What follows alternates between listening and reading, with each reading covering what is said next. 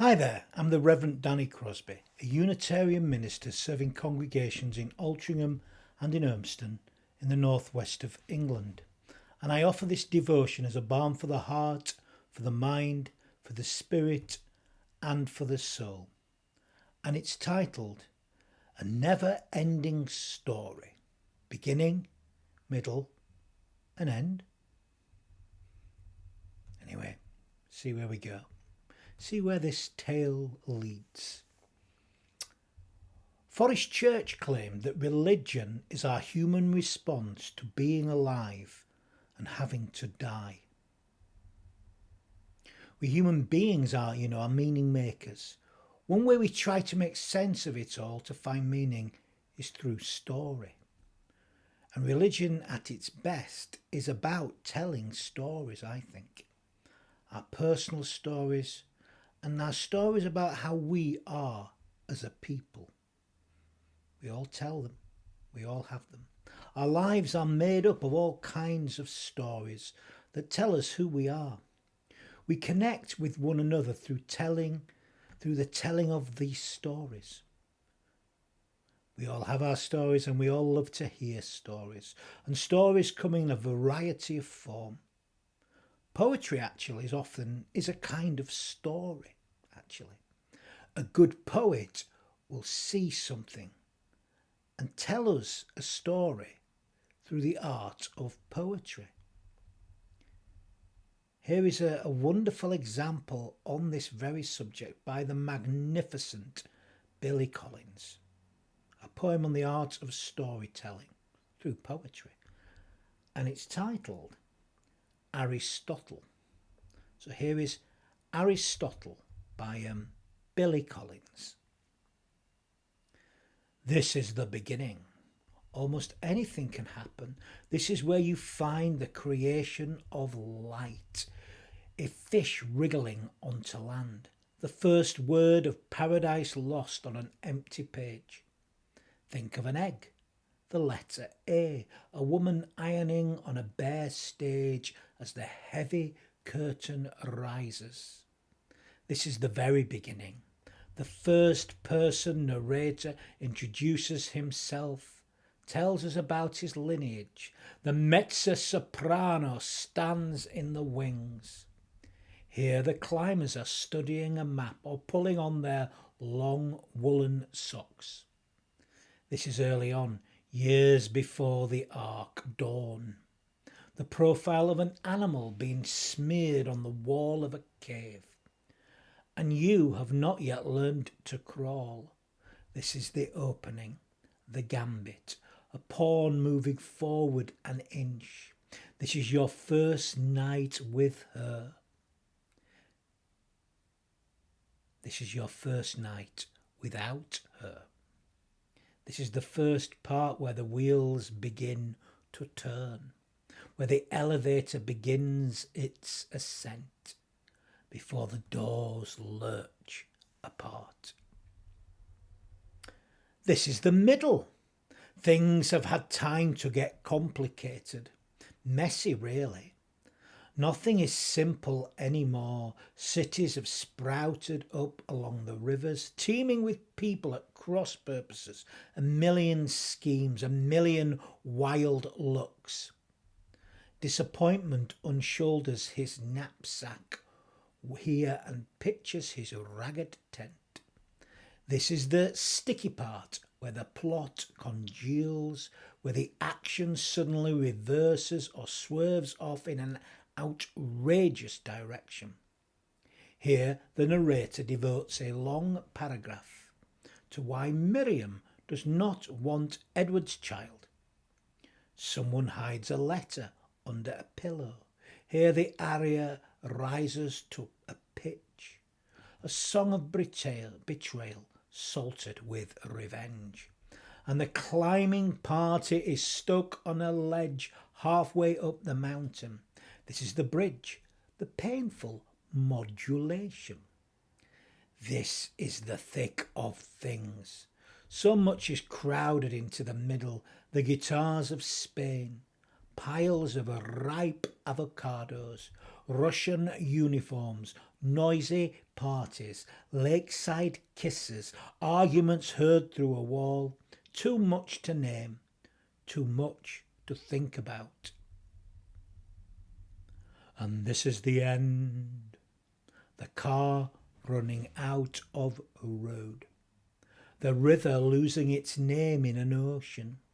The long nose of the photographed horse touching the white electronic line. This is the colophon, the last elephant in the parade, the empty wheelchair and pigeons floating down in the evening. Here the stage is littered with bodies. The narrator leads the characters to their cells and the climbers are in their graves. It is me hitting the period and you closing the book. It is Sylvia Plath in the kitchen and St. Clement with an anchor around his neck. This is the final bit, thinning away to nothing. This is the end, according to Aristotle.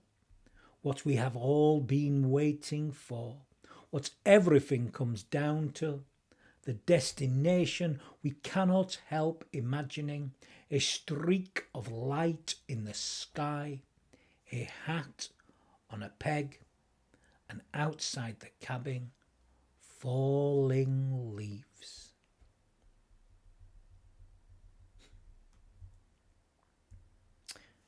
So many images.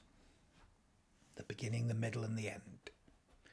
Way before Joseph Campbell outlined the 11 stages of the hero's journey and the wonderful Kurt Vonnegut illustrated the shape of stories with practical beauty and so much humour.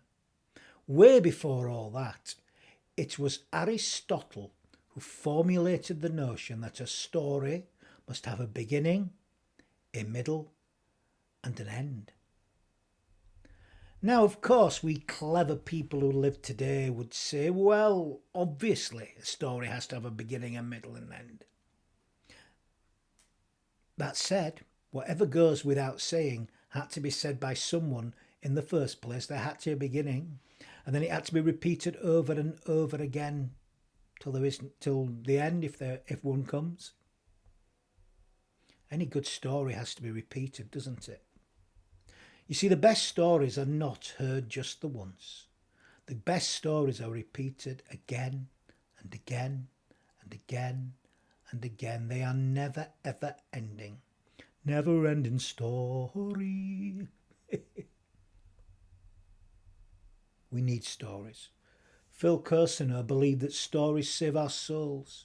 In the oldest story in the world, a mosaic of meditations on the secret strength of stories, he observed that this much he knew.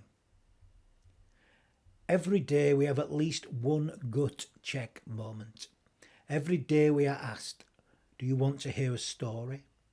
100 times a day our deeper life awaits our signal that yes, we are listening. Whether we are camped around a fire on the Comanche Mountain Trail, sitting in the literary salons of Gertrude Stein and Alice B. Toklas on the Rue de Fleur in Paris, craning our necks during a Hollywood studio script meeting, cosseting our children by reading out loud to them the great round of Harry Potter adventures, or trading baseball stories in the stands with old teammates. We are responding to the blue longing in our restless souls to be carried away by the kind of story that makes life worth living. Our lives are made up of stories. Of course they are. This is what we do. We tell and we listen to stories. As the poet Muriel Rukeyser remarked, the world is made up of stories, not atoms. It's what makes our lives what they are. We tell our stories. Stories are not fact. Stories are not history. They are mythos. There may be history in them and there may be truth. but they are mythos and they're telling the tale. It's not a perfect recounting of the actual event. Stories, they reveal a deeper universal truth that all people can connect to regardless of time and place. Timeless tales. Mythos reveals a deeper truth about the human condition and the nature of reality. They help us engage in the conversational nature of existence. A story is a deep conversation with life that enables us to connect more deeply to the meaning that is in life. Even good history is really about the telling of stories. It is not mere prosaic fact. History comes alive by the telling of the stories within the events. That's why we love listening to the stories of characters from the time. It brings the event to life. Story and storytelling have been distilling wisdom throughout the generations, and I have no doubt this will continue on into eternity. Yes, a good story has a beginning, a middle, and an end. Aristotle revealed this truth. But it's not the whole truth. It's not the absolute truth. For the absolute truth is the story never actually ends. It goes on. It begins again. As Lamal sang in that wonderful film I remember from my childhood, a never-ending story. Some of you will remember, those that have heard the story again and again and again. But it may be new to some.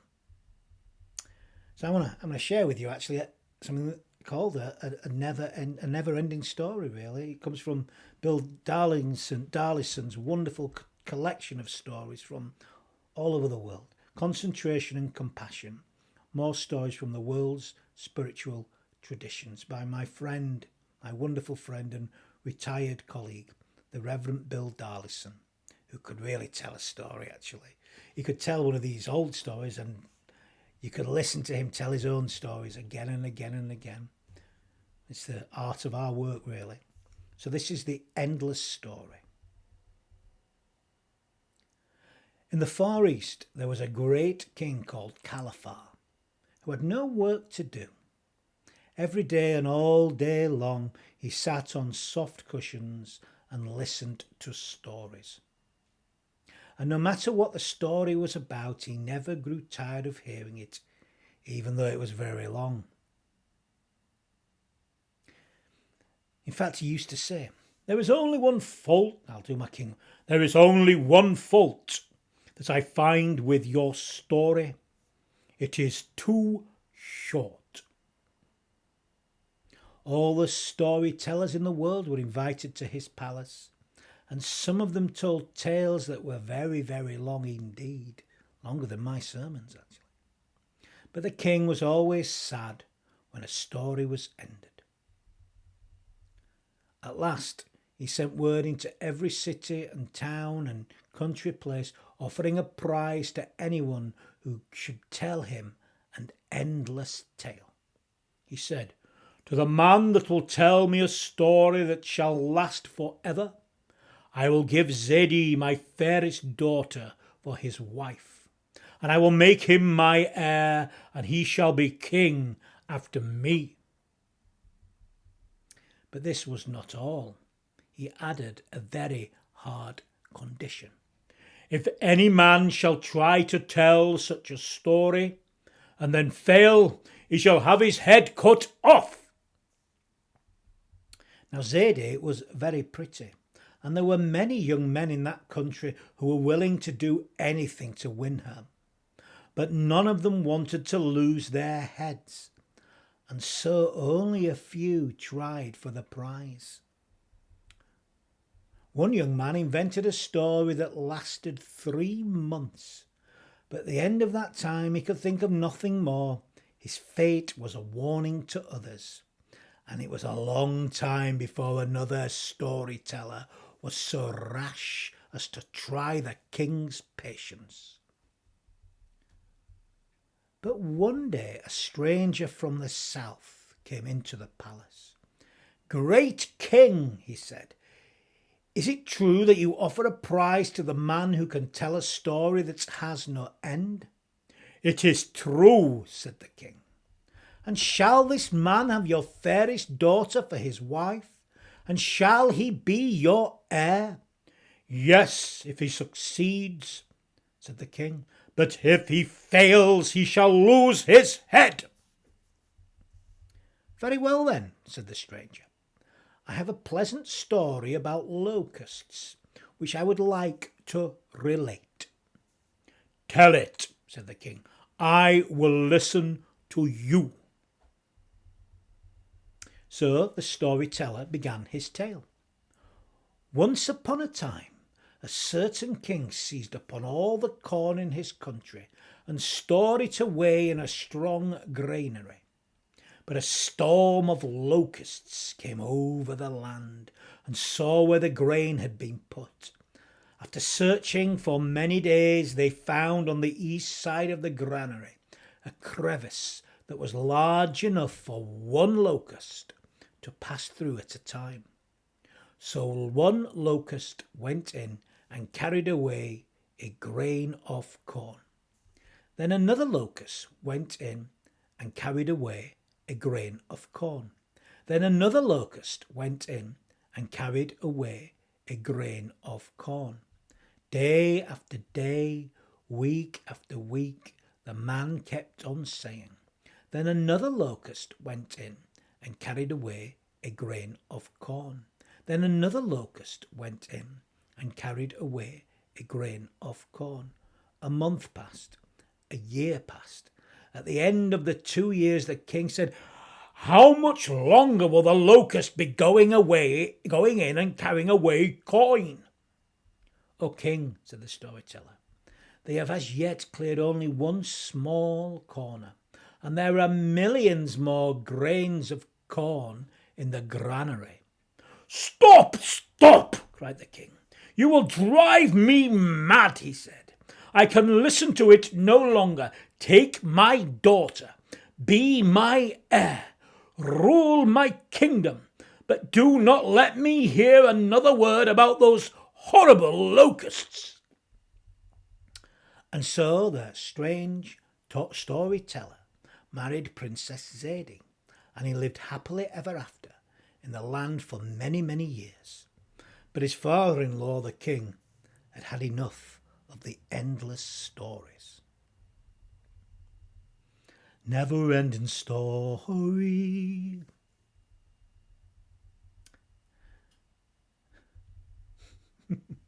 Now, one of my great pleasures is listening to people's stories.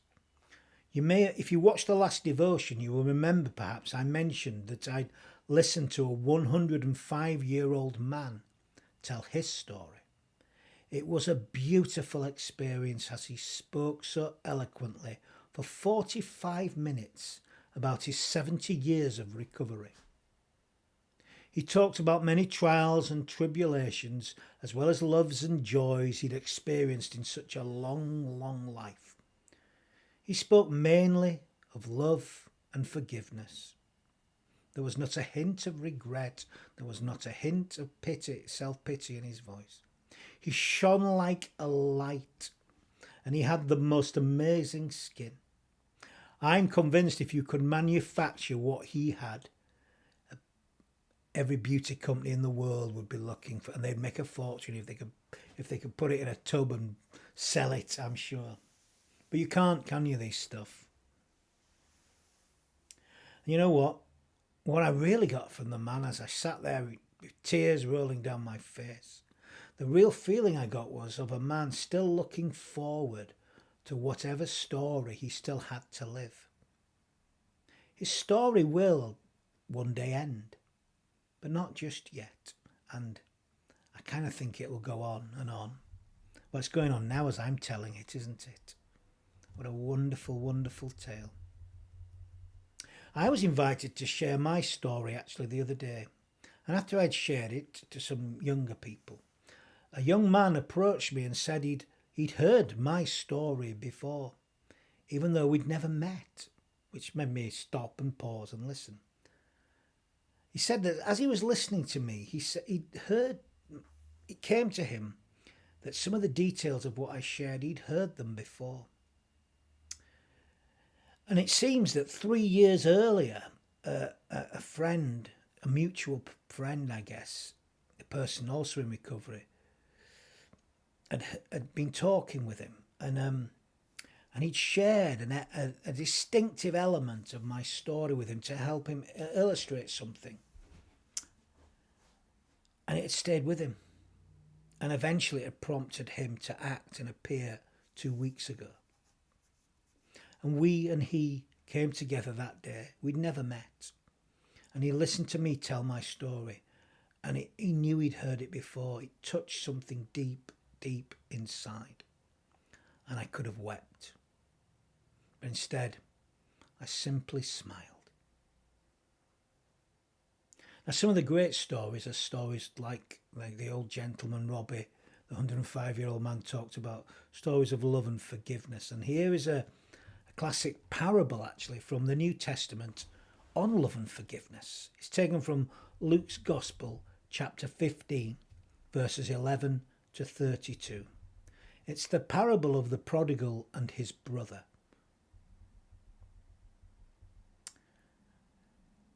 Then Jesus said, "There was a man who had 2 sons. The younger of them said to his father, 'Father, give me the share of the wealth that will belong to me.' So he divided his assets between them. A few days later, the younger son gathered all he had and travelled to a distant region, and there he squandered his wealth in desolate living. When he had spent everything, a severe famine took place throughout that region, and he began to be in need. So he went and hired himself out to one of the citizens of that region, who sent him to his fields to feed the pigs. He would gladly have filled his stomach with the pods that the pigs were eating, and no one gave him anything.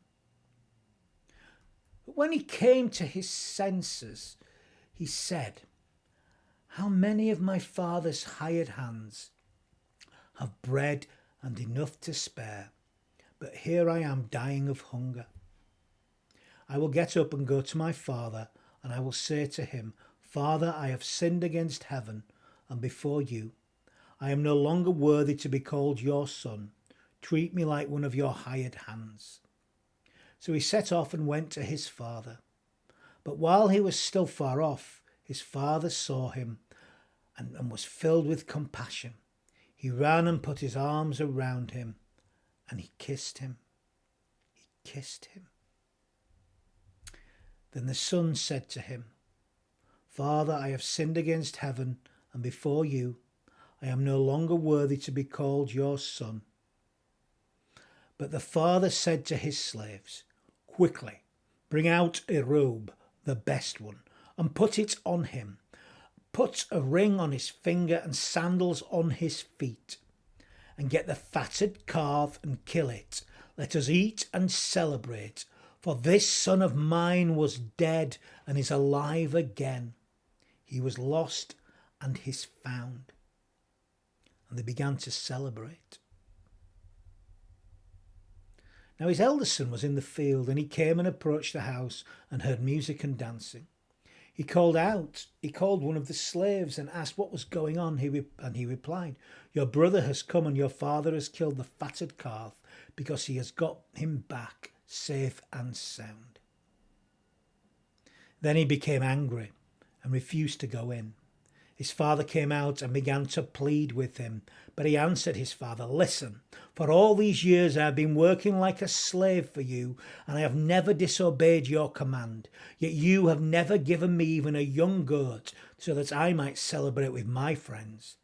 But when this son of yours comes back, who has devoured your assets with prostitutes, you killed the fatted calf for him.' Then the father said to him, 'Son, you are always with me, and all that is mine is yours. But we had to celebrate and rejoice because this brother of yours was dead and has come to life. He was lost and has been found.'"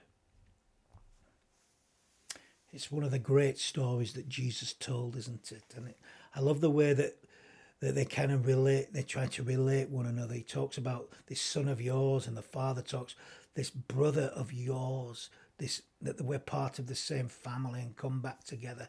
But the bit that always gets me actually about this story is when the boy returns and the father runs to him, and it's the bit that we never notice about this wonderful story, is that the father greets the boy and kisses him. This beautiful moment of intimacy, of celebration, of love. And that's what this is about, isn't it? Love and forgiveness, and that we belong to one another. And that's what this story is about. And we're recognising this through this simple tale, that there is one human family and we belong to one another. And we are here to love one another.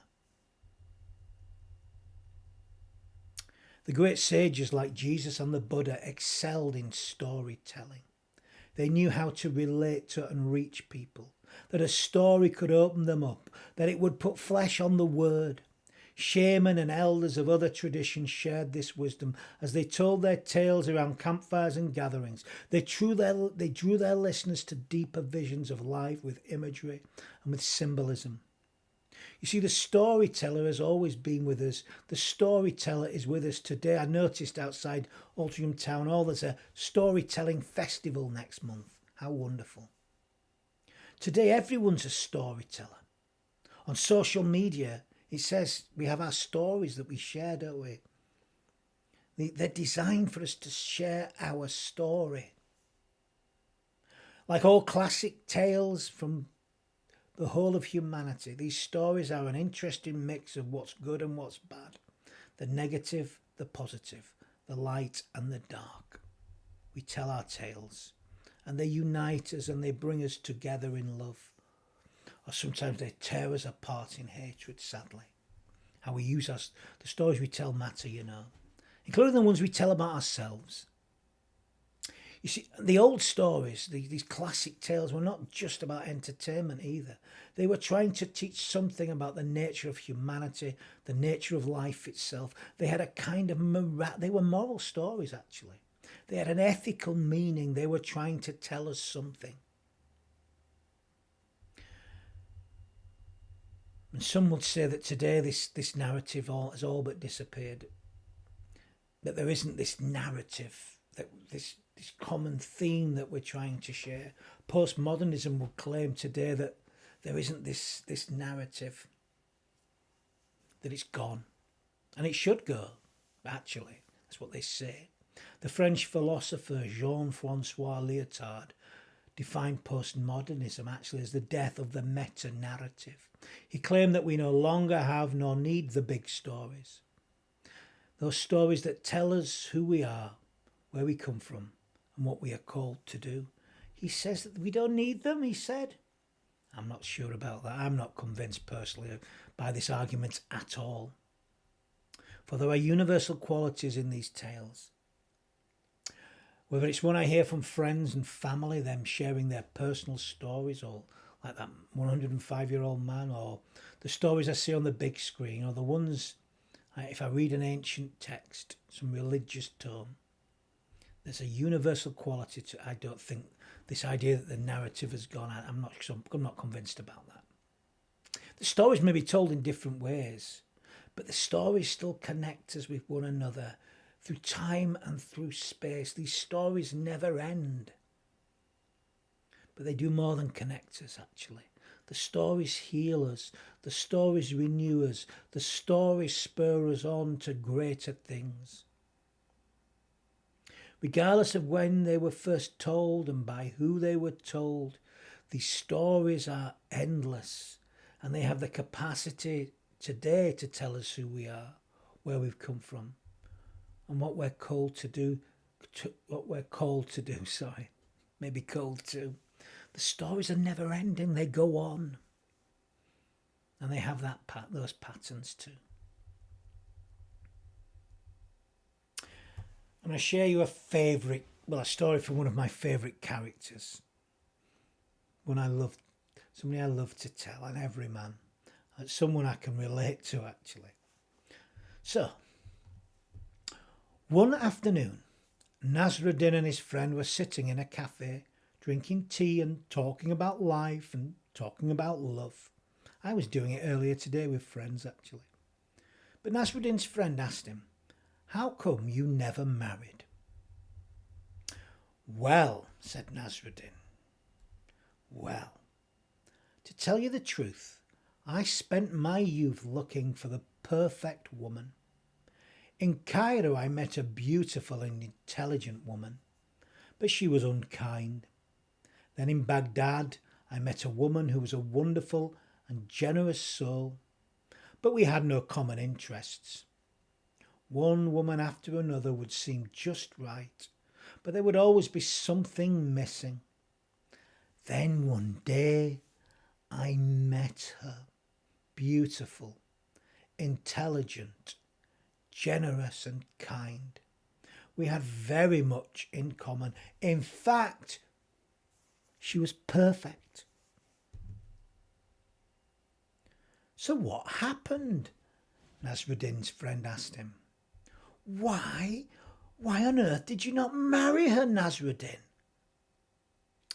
At this point, Nasruddin sipped his tea reflectively. "Well," he replied, "it's really the sad story of my life. It seems that she was looking for the perfect man."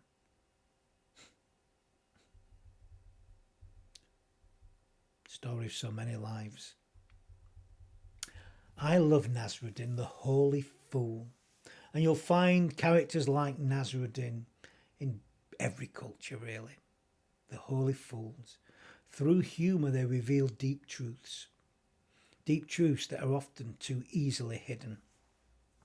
But the story, the humorous tale, reveals such truths. It's a universal tale, that one of Nasruddin, is it not? Humour. I shared so much again this morning. I had a good time, needed it actually. Humour is something that helps us through the great trials of life. Many of the great stories had laughter and they had humour within them. Sadly, humour can be absent in the spiritual life, but it shouldn't be. There is something lacking in a spirituality that takes itself so damn seriously. The spiritual life can at times be perceived as an arid and serious world, utterly devoid of humour and lightness. Many folk look at the religious life as if it were a dose of rather distasteful medicine. May we well see the benefits of living this way, but aren't so sure we'd like the way it tastes. Folk are frightened that it might actually reduce their experience of life. It's so easy to become so intense and earnest in our approach to spirituality. By doing so, you can view laughter as sacrilegious, actually, and end up apologising for the freedom that humour can breed. You know, we should never apologise for experiencing joy and laughter. And the spiritual life, just as the great stories, need humour. There is humour in the ancient tales, so surely there's a place for humour in our age. There's surely always room for divine humour. For, as I've heard said so wonderfully, life is far too serious a business to be taken too seriously.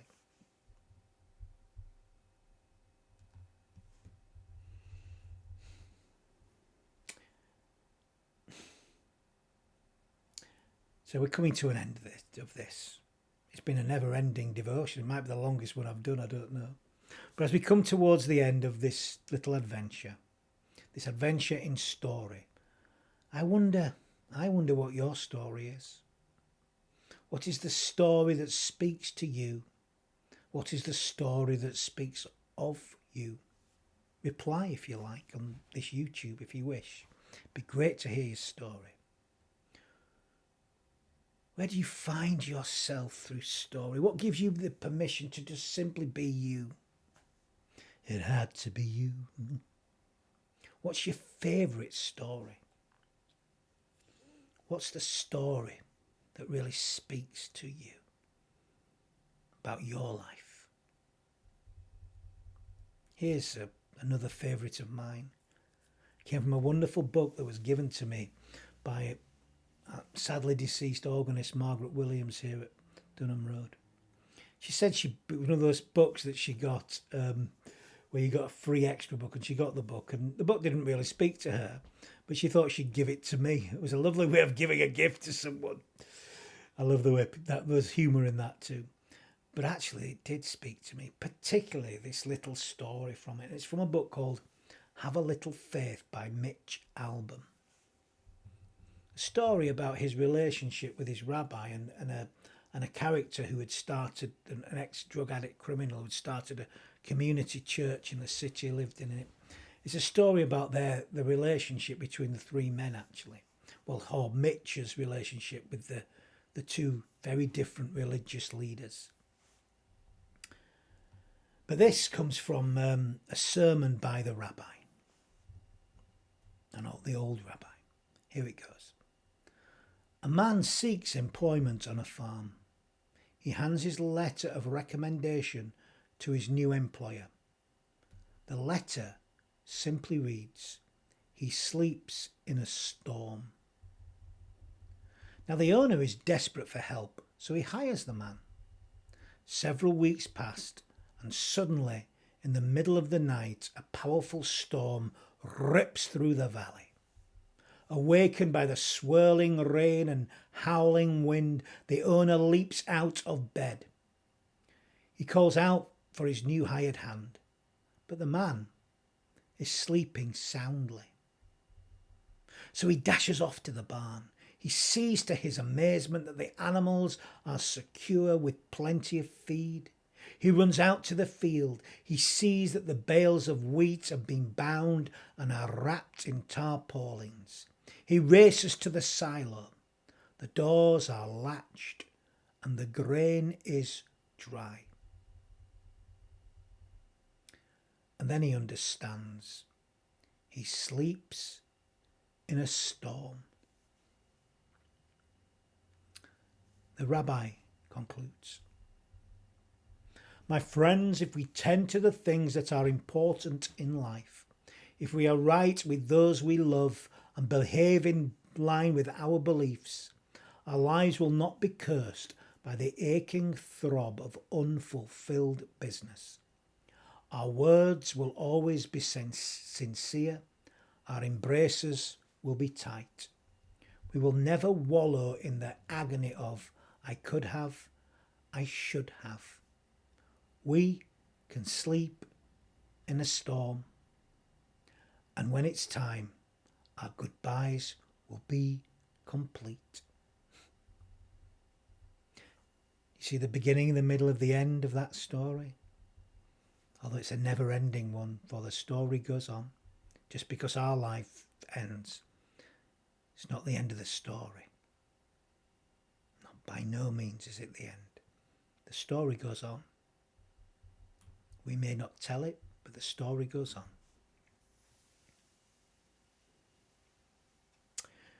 I love stories. In The Chrome Weasel, Barry Lopez said, the stories people tell have a way of taking care of them. If stories come to you, care for them and learn to give them away where they are needed.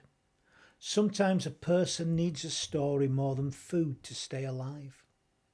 That's why we put these stories in each other's memory. This is how people care for themselves. I will continue to listen to the stories, and when they come to me, I will nurture them, I will take care of them, and I will continue to give them away, for we all need them. I ask that you do the same, because by doing so, we will all take better care of ourselves. We've got to keep doing it. We need to take better care of ourselves, particularly those lost somewhere. And I mean everyone. We're all part of the same story, the one human family. We all belong, or we should. We should all be invited in to the great story. I will continue telling the tale, and I will listen as you tell yours. For the story goes on.